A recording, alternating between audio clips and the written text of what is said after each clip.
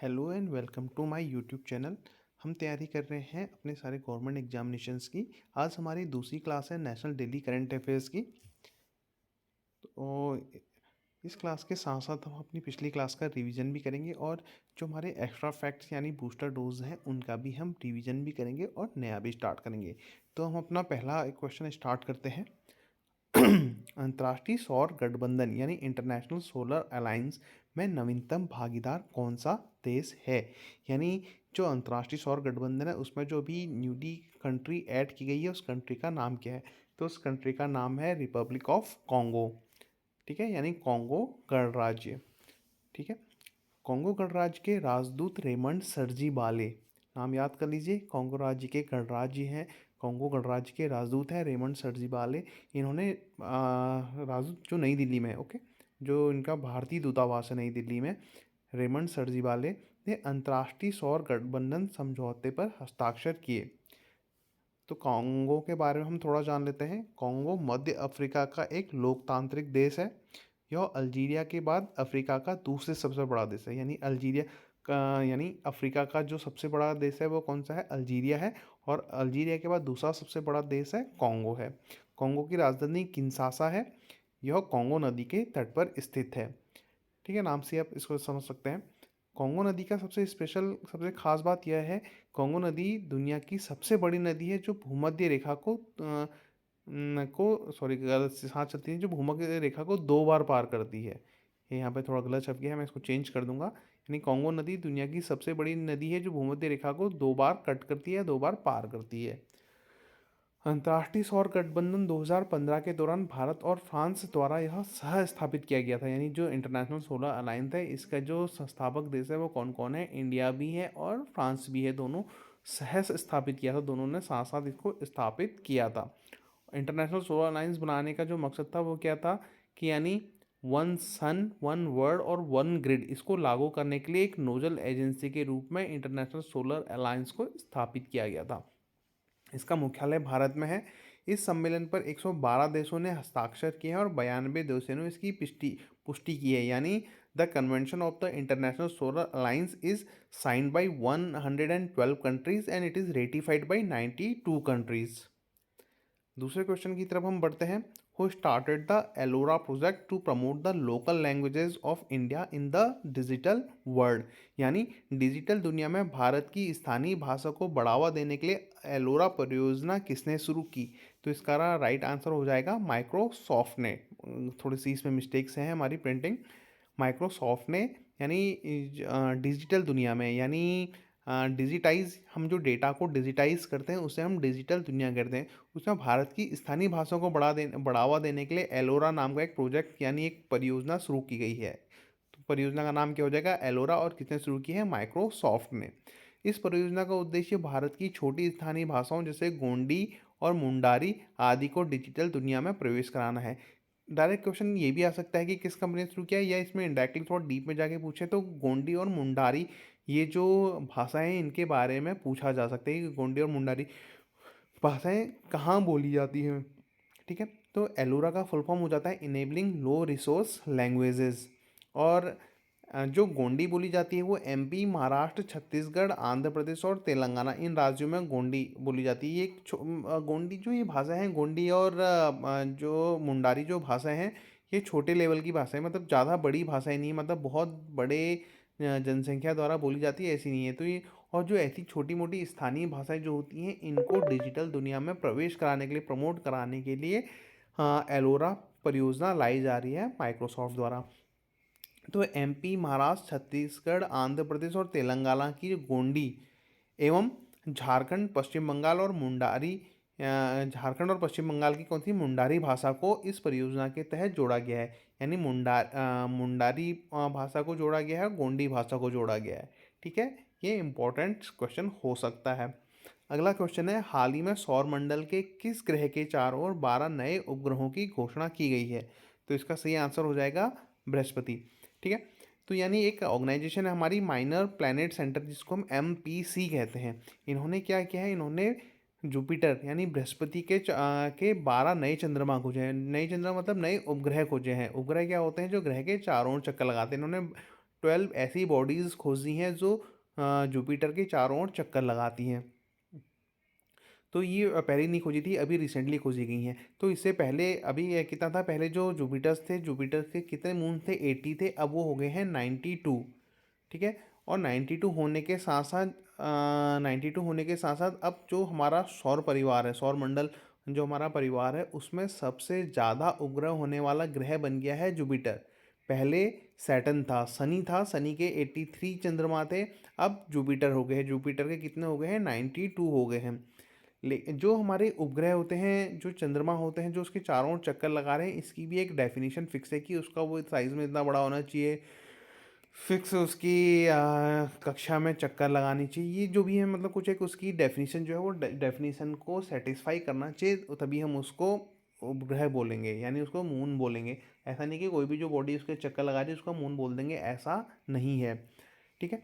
तो इसमें एक फैक्ट्स उन्होंने और बोला, अगर हम कम से कम 3 किलोमीटर के व्यास वाले सभी चंद्रमाओं को ऐड करते हैं, taken into account if all of the moons which having at least a diameter of 3 kilometre are taken into account, तो तब क्या होगा, उस केस में क्या होगा, तो फिर शनि जो है वो सबसे ज़्यादा चंद्रमा वाला ग्रह बना रहेगा। कहने का मतलब यहाँ पे है, अगर हम 3 किलोमीटर वालों को भी अगर हम काउंट में करते हैं, अगर हम 3 किलोमीटर वालों को काउंट में नहीं करते हैं, तो अब जो हमारा ग्रह है जिसके सबसे ज़्यादा चंद्रमा है वो बृहस्पति हो जाएगा। आई होप आप इस क्वेश्चन को समझ गए होंगे। एक इम्पॉर्टेंट अगला क्वेश्चन है जो रेलवे से रिलेटेड है। रेलवे से रिलेटेड क्या है कि India's first hydrogen train that is Vande metro will be announce by December 2023 and this is announce bye home. यानी भारत की पहली हाइड्रोजन ट्रेन वंदे मेट्रो की, जिसकी जो दिसंबर 2023 तक आएगी, इसकी घोषणा किसके द्वारा की गई है? तो इसकी घोषणा किसके द्वारा की गई है? हमारे रेल मंत्री अश्वनी वैष्णव द्वारा। इंपॉर्टेंट क्वेश्चन है, इम्पोर्टेंट क्वेश्चन है।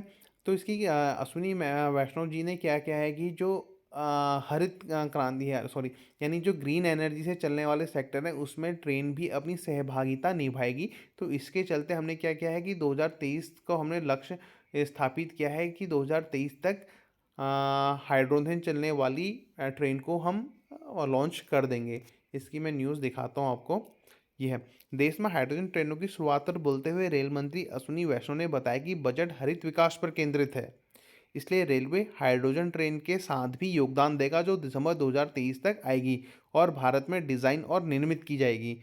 इसका नाम वंदे भारत की तर्ज पर वनडे मेट्रो रखा गया है। आम बजट 2023-24 में भारतीय रेलवे के लिए अब तक का सबसे अधिक 2.41 लाख करोड़ रुपए के आवंटन किया गया। यह यात्रियों की आकांक्षाओं को पूरा करने में मददगार होगा। यानी अभी कितना, 2.41 लाख करोड़, बहुत बड़ा अमाउंट है। 2.5 लाख, लगभग 2.5 लाख करोड़ रुपए का जो बजट है वो इस बार रेलवे को दिया गया है, जो अब तक का सबसे बड़ा आवंटन है। भारतीय रेलवे दिसंबर 2023 तक अपने नैरो गेज विरासत मार्गों पर हाइड्रोजन ट्रेन चलाएगा। ठीक है। यानी रेलवे में gauge, narrow gauge, broad gauge, ये चीज़ें क्या होती हैं, ये होती हैं रेलवे की जो पटरी होती है, पटरी का जो चौड़ाई होती है वो उस हिसाब से किया जाता है। एक ब्रॉड गेज होता है, मीटर गेज होता है, नैरो गेज होता है। ब्रॉड गेज जो होता है 1676 होता है, मीटर गेज यानी 1 मीटर होगा, और नैरो गेज 0.76 मीटर के आसपास होता है। तो ये चार गेजेस क्या होते हैं ये आपको याद होना चाहिए, कभी कभी साइंस एंड टेक वाले क्वेश्चंस में इस चीज़ को पूछा जा सकता है। ठीक है। यानी इसमें कहना है कि भारतीय रेलवे दिसंबर 2023 तक अपने नैरो गेज विरासत मार्गों पर हाइड्रोजन ट्रेन चलाएगा। हाइड्रोजन ट्रेन कहाँ चलाई जाएंगी? जो हमारी हेरिटेज वाले विरासत मार्ग हैं, सॉरी, जो है हेरिटेज वाली जो गेजेज हैं, जहाँ पे जैसे कि नेरल माथेरान हो गया, कुल्लू मनाली हो गया, और दार्जिलिंग मेट्रो जो हो गया, ये सारी की सारी क्या है, हेरिटेजेस हैं अपनी। इनमें ब्रॉड गेज नहीं है, इनमें जो है नैरो गेज है। यहाँ पे वो हाइड्रोजन ट्रेन चलाया जाएगा। काफ़ी छोटी ट्रेनें होती हैं। इसका एग्जांपल भी ये है, जैसे कालका शिमला मेल जैसे हेरिटेज सर्किट पर चलेगी, बाद में इसका अन्य स्थानों पर भी विस्तार किया जाएगा। इस पहल के बारे में बात करते हुए वैष्णव ने कहा कि नई ट्रेनें महाराष्ट्र में कालका Shimla railway, Nilgiri mountain railway, Darjeeling hills Kangra railway, Bilimora Waghai, Mhow Patalpani, Marwar Devgarh Madriya और माथेरान हिल रेलवे रूटों पर चलेंगी। सरकार ने 35 हाइड्रोजन ईंधन आधारित ट्रेनों का निर्माण करने का प्रस्ताव दिया है और पहली ट्रेन दिसंबर 2023 तक बनाई जाएगी। ठीक है, पहली ये जो 35 ट्रेन आ रही जो हाइड्रोजन ईंधन पे चलेंगी, जिसके तहत 4500 नए डिजाइन वाले automobile carrier coach, 5000 LHB coach और 58,000 वैगन बनाए जाएंगे। राष्ट्रीय हाइड्रोजन ऊर्जा मिशन के अंतर्गत हरियाणा में सोनीपत जींद के 89 किलोमीटर रेलवे मार्ग पर देश की पहली हाइड्रोजन ईंधन से पैसेंजर ट्रेन भी चलाई जाएगी। इंपॉर्टेंट क्वेश्चन हो सकता है यहाँ पे कि हाइड्रोजन ऊर्जा मिशन के अंतर्गत हरियाणा में सोनीपत जींद वाला जो 89 किलोमीटर का रेलवे मार्ग है, यहाँ पे देश में पहली बार हाइड्रोजन ईंधन से पैसेंजर ट्रेन चलाई जाएगी। दुनिया में हाइड्रोजन ट्रेन के बारे में अगर हम जाने, सितंबर 2022 में हाइड्रोजन से चलने वाली ट्रेनों की शुरुआत करने वाला जर्मनी विश्व का पहला देश बना था। जर्मनी की इस रेल का निर्माण फ्रांस की कंपनी एल्स्टॉम द्वारा विकसित किया गया है। इसका नाम German Coradia island serial train रखा गया, जिसे बिना ईंधन भरे 1175 किलोमीटर की दूरी तय की। जनवरी 2023 में चीन हाइड्रोजन संचालित शहरी ट्रेनों को लॉन्च करने वाला एशिया का पहला और दुनिया का दूसरा देश बन गया। हरियाणा के फरीदाबाद में लगने वाला प्रसिद्ध सूरज, ये तो अगला होगा, नेक्स्ट हो गया। ठीक है, तो आज हमने 4 क्वेश्चन इसमें कवर किए हैं। कुछ क्वेश्चन इसमें आज के बच गए हैं, वो हम अपनी अगली यानी कल हम इसमें कवर कर लेंगे। और अभी आज के लिए इतना काफ़ी है। तब तक के लिए नमस्कार। क्लास ख़त्म करने से पहले कल की क्लास का एक क्विक रिवीजन हम कर लेते हैं। कल का पहला क्वेश्चन था, हाल ही में किस देश के साथ राष्ट्रीय सुरक्षा सलाहकार स्तर की बैठक हुई? तो इसका सही आंसर हो जाएगा अमेरिका, यानी initiative for critical and emerging technology की यह बैठक वाशिंगटन में आयोजित हुई थी। इसमें अजील डोभाल के जो समकक्ष है जैक सुलिवन, इन दोनों ने मुलाकात की। इनकी कनेक्टिंग जगह हो जाएगी। अमेरिका के दो प्रमुख दल रिपब्लिकन और डेमोक्रेट हैं। अमेरिका में 50 राज्य हैं। अमेरिका अपना स्वतंत्रता दिवस 4 जुलाई को मनाता है। 1776 में अमेरिका को इंग्लैंड से आज़ादी मिली थी। जॉर्ज वॉशिंगटन ने दासों को मुक्त कराया था। अहिंसक कार्रवाई के माध्यम से लड़ने वाले नागरिक अधिकार नेता मार्टिन लूथर किंग जूनियर थे। व्हाइट हाउस कहाँ पे स्थित है? वॉशिंगटन डीसी में स्थित है। राष्ट्रपति पद के लिए कौन पात्र होता है? एक प्राकृतिक जन्मा नागरिक। संविधान का 1900 संशोधन, महिलाओं को मतदान का अधिकार कब दिया गया? 1920 में। ये सारी बातें अमेरिका के बारे में होती हैं। अमेरिका में किस व्यक्ति ने कहा था, हम इन सत्यों को स्वतः प्रमाणित मानते हैं कि सभी मनुष्य समान बनाए गए हैं? वो थे थॉमस जेफरसन। मैनुला रोका बोटे को किस देश की पहली महिला प्रधानमंत्री बनाया गया है? सही आंसर हो जाएगा इक्वेटोरियल गिनी।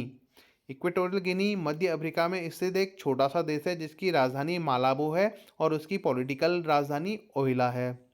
अगला क्वेश्चन है, हाल ही में अडानी समूह द्वारा हाइफा बंदरगाह का अधिग्रहण किस देश में किया गया था? सही आंसर हो जाएगा इजराइल।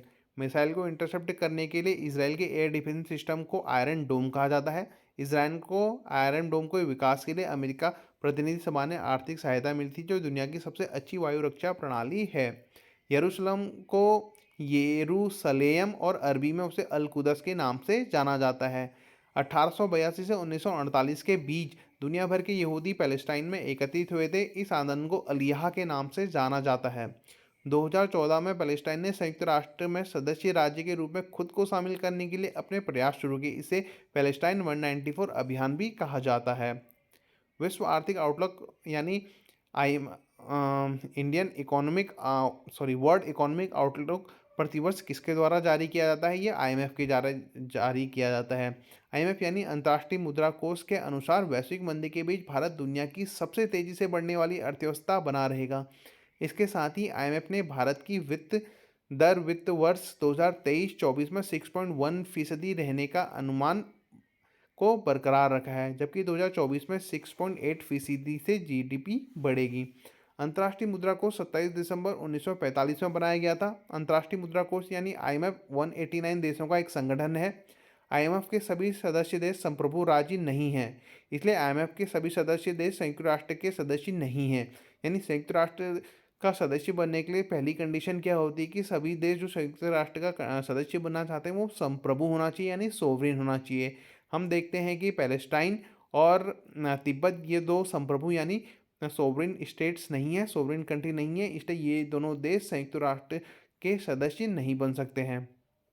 उसी में हमने देखना था एसडीआर यानी स्पेशल ड्राइंग राइट्स का मूल्य 5 मुद्राओं की बास्केट द्वारा निर्धारित किया जाता है। ये 5 मुद्राएं यूएस डॉलर, जापानी येन, ब्रिटिश पाउंड, चीनी युआन और यूरो। आईएमएफ ने फैसला लिया किया कि 1 अक्टूबर 2016 को रेनमिनबी यानी चीनी युआन को एसडीआर बकेट में जोड़ा जाएगा। तब से एसडीआर बकेट में निम्नलिखित 5 मुद्राएं शामिल हो गई हैं, जिसमें सबसे ज़्यादा जो हिस्सा है वो अमेरिकी डॉलर्स का है। यानी एसडीआर में जो सबसे ज़्यादा पार्ट है वो अमेरिकी डॉलर का है, जो कि 41.73% है। यूरो का 30.93%, रेनमिनबी का 10.92%, जापानी येन का 8.33%, ब्रिटिश पाउंड का 8.09% हिस्सा है। निजी क्षेत्र को ऋण का आवंटन आईएमएफ के उद्देश्यों के अंतर्गत नहीं आता है। यानी अगर निजी क्षेत्रों को ऋण का आवंटन करना हो तो इसके लिए एक अंतर्राष्ट्रीय सत्ता है, जिसे अंतर्राष्ट्रीय वित्त निगम कहते हैं।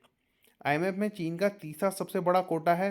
वर्तमान में आईएमएफ कोटा में चीन की हिस्सेदारी 6.49% और जर्मनी की 5.67% है।